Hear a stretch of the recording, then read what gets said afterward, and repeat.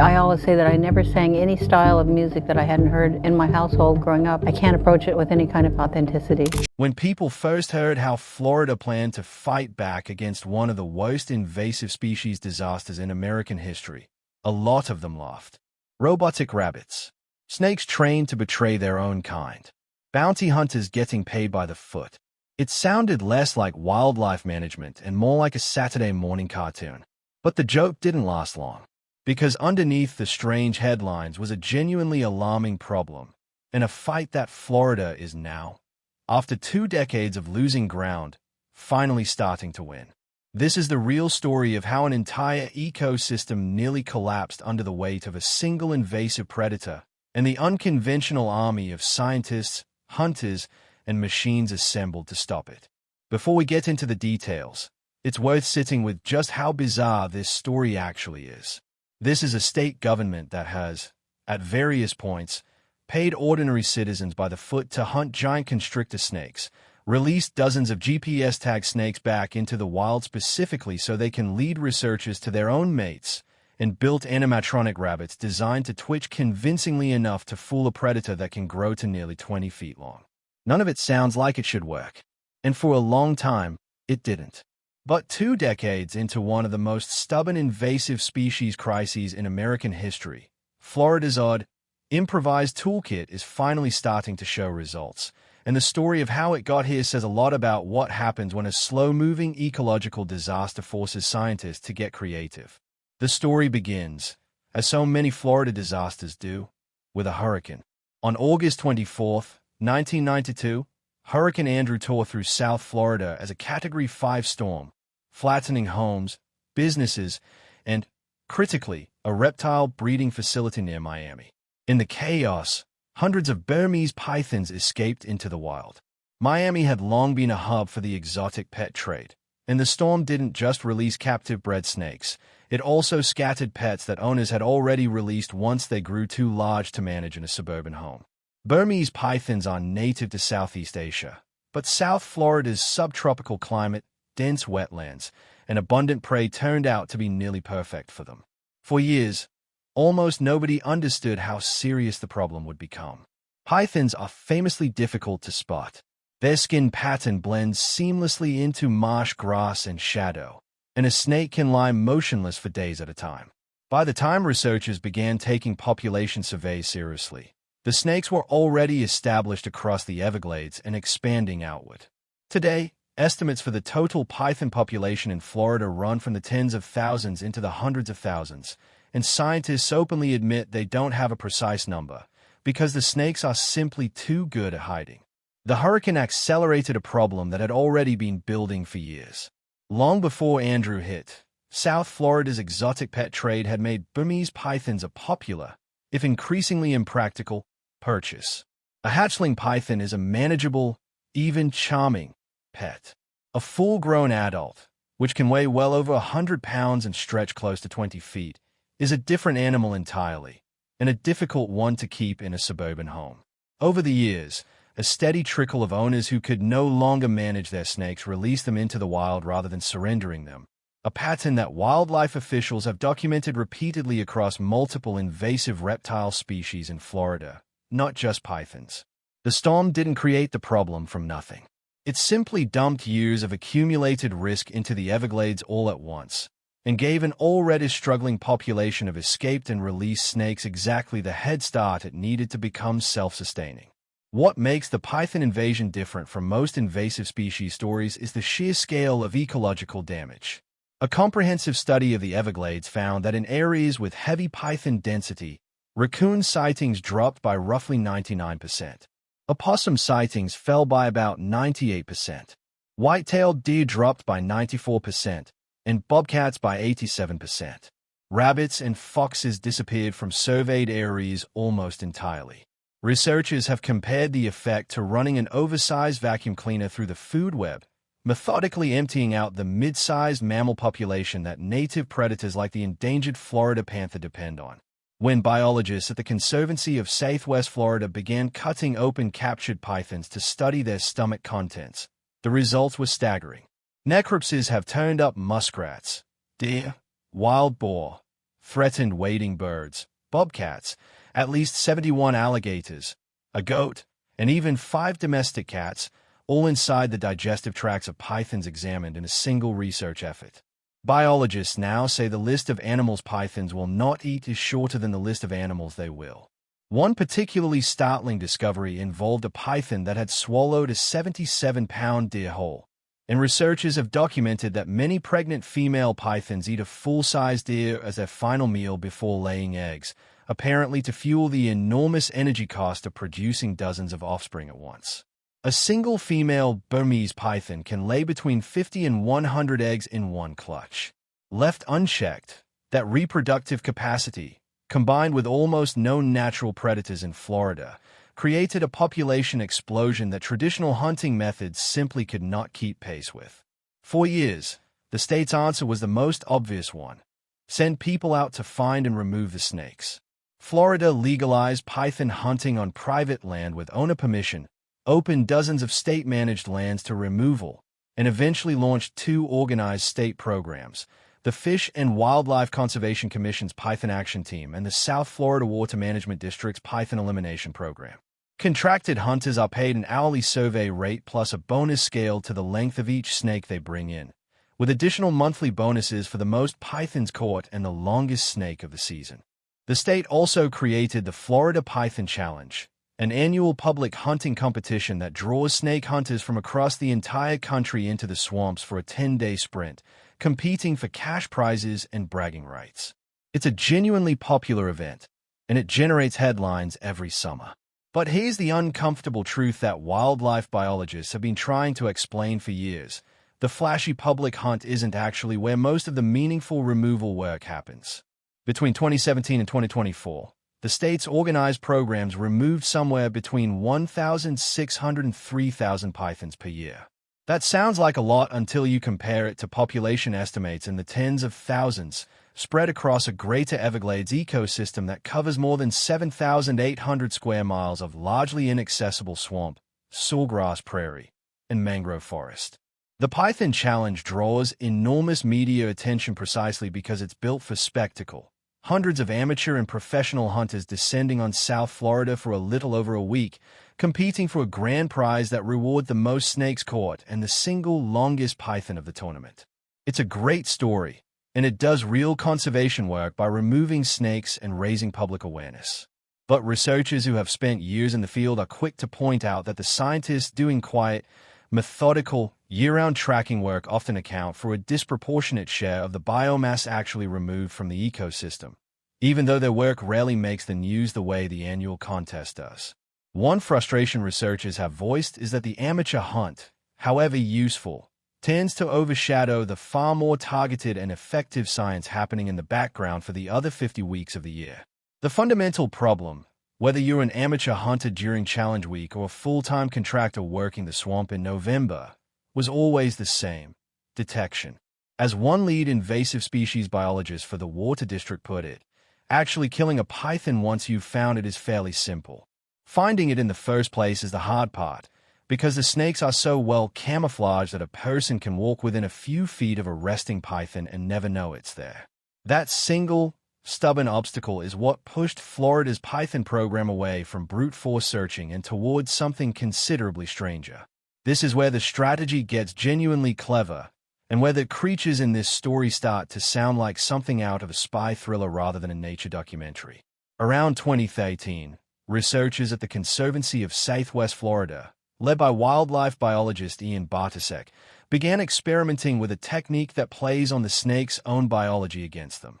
During breeding season, which runs roughly from November through April, adult male pythons travel long distances searching for receptive females, following pheromone trails through the swamp.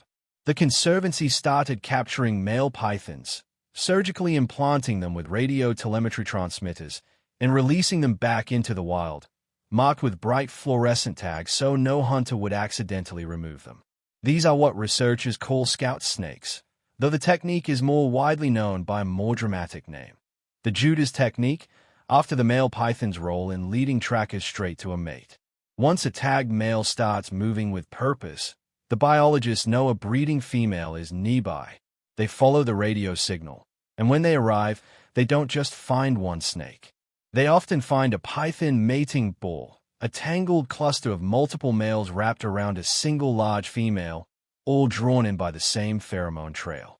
On one particularly memorable day, Bartosek's team found 2 separate mating balls and pulled 11 pythons out of the swamp in a single outing, including one animal over 16 feet long. The tag males are never harmed. Once the breeding female and any other stray males are removed, the scout is released again to keep working, sometimes for years at a time. The Conservancy currently maintains around 40 active scout snakes across a 200-square-mile study area stretching from Naples through the western Everglades.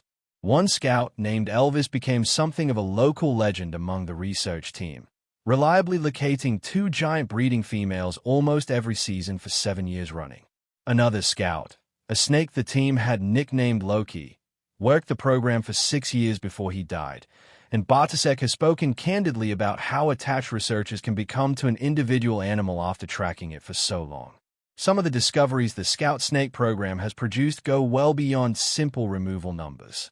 On one outing, the team followed a signal to an underground burrow and found what Bartosek later described as roughly 240 pounds of python packed into a single hole, snakes emerging one after another in a scene the team hadn't fully anticipated. In the process, they also found a gopher tortoise trapped at the back of the same burrow, apparently forced to shelter alongside the very predators threatening its own survival, giving researchers an unplanned but vivid illustration of how tangled the Everglades food web has become. It's the kind of find that never would have happened through blind searching. It only happened because a tagged male python led the team directly to the spot. The results have been remarkable by the standards of invasive species control. By targeting reproductive females specifically, rather than snakes at random, the program has removed more than 20 tons of python biomass since 2013 and prevented an estimated 20,000 python eggs from ever hatching. Long-term monitoring has started to show a pattern researchers hoped for but weren't certain they'd see. Scout snakes are having to travel farther to find mates, and the females they do find tend to be smaller. Both are signs that, at least within the study area, the population is under real pressure for the first time since the invasion began. If Judah's snakes sound strange, the next tool in Florida's arsenal sounds almost like science fiction. In the summer of 2025, the South Florida Water Management District, working with University of Florida researchers, deployed 120 robotic rabbits into the Everglades. These aren't simple decoys. They are built to look, move, and even smell like the marsh rabbits that make up a significant part of a python's natural diet in Florida, right down to a battery-powered internal mechanism that makes them twitch and shift the way a live rabbit would while resting in cover.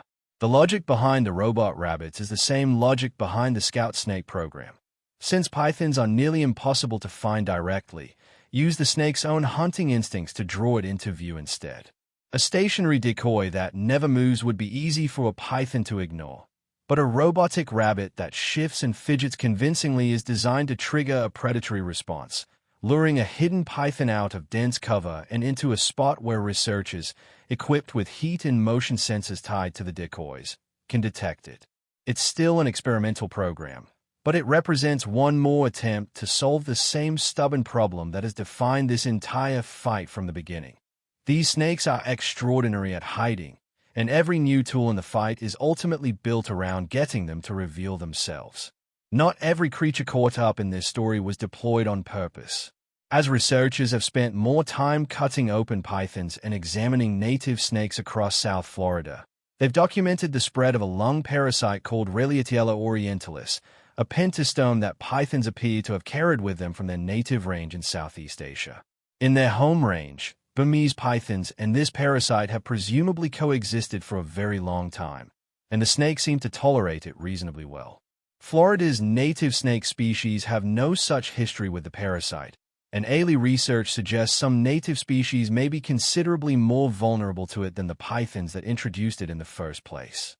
Scientists call this phenomenon parasite spillover, and it's a grim reminder that an invasive species doesn't just compete with native wildlife directly. It can also drag along smaller hitchhikers that create entirely separate ecological problems. Researchers are still working to understand exactly how far the parasite has spread through Florida's 44 native snake species and how serious the long-term consequences will be. But it's one more example of how the python invasion keeps generating new, unexpected fronts in what was already a difficult fight.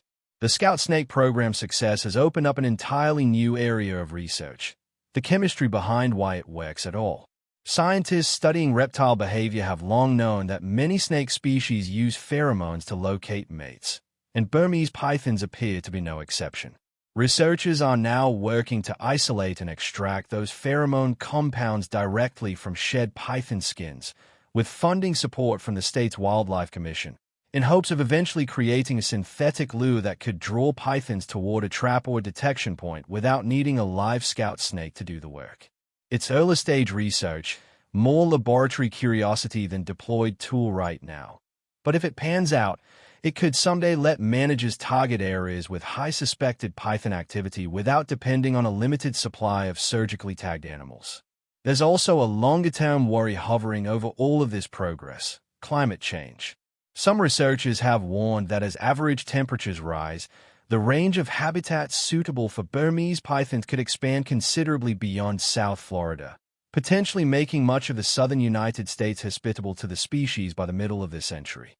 That possibility is part of why so much current research and funding is focused not just on removing pythons from the Everglades, but on stopping their spread into new territory before it starts, particularly in sensitive, isolated ecosystems like the Florida Keys, where an established python population could be even harder to dislodge than it has been on the mainland. One of the more unusual developments in this story involves what happens to a python after it's removed. A Miami-based company called Inversa has built a business model around python skins, tanning and manufacturing leather goods, including wallets, boots, and even footballs, from snakes taken out of the Everglades. In 2025, Inversa partnered with the state's Python Action Team program, and the results were dramatic. According to state officials, the partnership helped the program remove more pythons in July of 2025 alone than in the entirety of the previous year, while cutting the state's management workload by roughly 89% and increasing hunters' pay by about 60% over the same period. Between May and July of 2025, contracted hunters removed just over 1,000 pythons, compared to 343 pythons removed during that same stretch the year before. The financial incentive has reshaped the economics of python removal almost overnight, turning what was purely a conservation cost into something with an actual market value gave hunters a stronger reason to stay in the field longer and cover more ground, and it turned the state's contracted program from a slow grind into, for the first time, a genuinely scalable operation. It's a striking example of how a conservation problem that resisted 2 decades of pure government funding and volunteer effort started moving much faster once someone found a way to make the removal process pay for itself. Whether that model can be sustained long-term or scaled to match the true size of the python population remains an open question, but for now it stands as one of the more surprising success stories in the entire program's history. It's also worth noting how unusual this kind of public-private partnership